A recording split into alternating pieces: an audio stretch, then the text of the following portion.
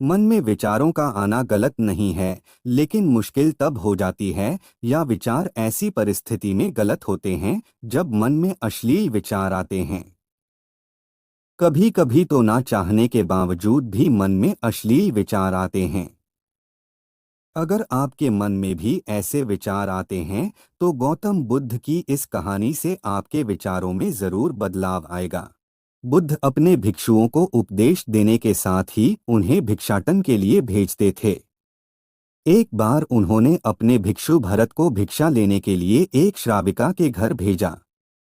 भरत पूरे रास्ते मन में यह सोचते हुए श्राविका के पास गया कि आखिर आज भिक्षा में क्या भोजन खाने को मिलेगा। क्योंकि भरत चंद्रवंश के राजकुमार थे और बुद्ध के सानिध्य भिक्षु के रूप में दीक्षित हुए थे। हमेशा भरत को महल में खाने के लिए स्वादिष्ट पकवान मिलते थे, लेकिन आज भिक्षा के रूप में उसे जो भी मिलेगा संतुष्ट होना पड़ेगा। श्राविका के घर पहुंचकर भरत ने भिक्षा मांगी।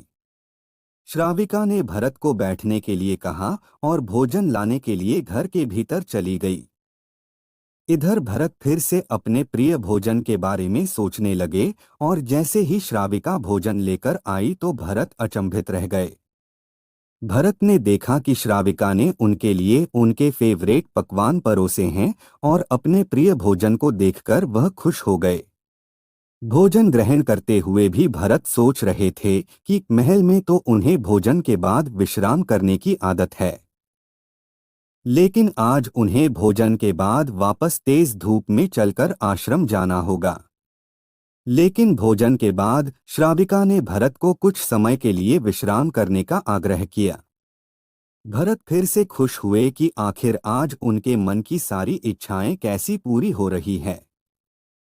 इसके बाद भरत कुछ देर विश्राम करने लगे, लेकिन विश्राम करते हुए भी लेटे लेटे वह सोचने लगे कि आज तो मुझे भोजन के बाद विश्राम करने को मिल गया, लेकिन ऐसा रोज रोज नहीं होगा।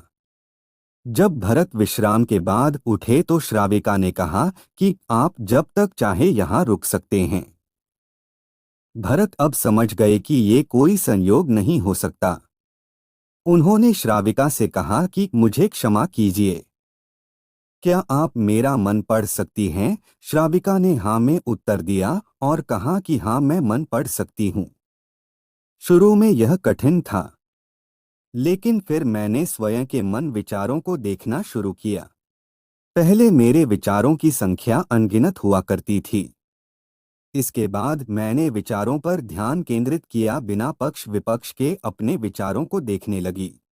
इस तरह से धीरे धीरे मेरे मन में विचारों की संख्या कम होती गई और सारे व्यर्थ विचार दूर हो गए।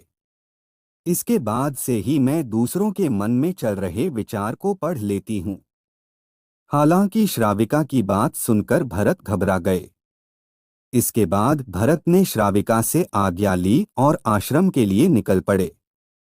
रास्ते में भी भरत फिर से मन में आए विचारों का स्मरण करने लगे कि श्राविका के बारे में उसके मन में अश्लील विचार भी आए थे। श्राविका ने उसे भी जान लिया होगा, वह मेरे बारे में क्या सोचती होगी। भरत खुद को लज्जित महसूस कर रहे थे। भरत ने आश्रम पहुंचकर गौतम बुद्ध से कहा कि अब मैं कभी भिक्षाटन के लिए नहीं जाऊंगा। बुद्ध ने भरत को पास बुलाया और कहा कि क्या हुआ है, तुम मुझे सारी व्यथा बताओ। भरत ने सारी बातें बुद्ध को बताई।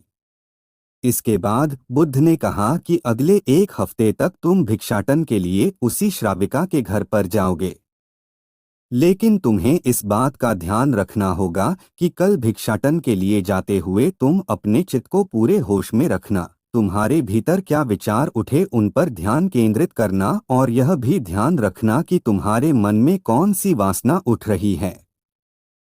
तुम कल इन सभी चीजों को ध्यान में रखकर जाना और इसके बाद मुझे वापस आकर बताना। अगले दिन भरत भिक्षाटन के लिए गए। बुद्ध के बताए अनुसार वह पूरे रास्ते अपने होश को जागृत रखते हुए चल रहे थे। जब श्राविका का घर आया तो भरत ने भिक्षा मांगी। उसके भीतर कोई वासना नहीं थी और ना ही कोई विचार उत्पन्न हो रहे थे, क्योंकि उसने अपने मन को पूरी तरह जागृत रखा था। भरत ने भिक्षा ली और आश्रम चला गया। भरत ने बुद्ध को प्रणाम किया और कहा कि आज उसे जिस आनंद की अनुभूति हुई वह पहले कभी नहीं हुई।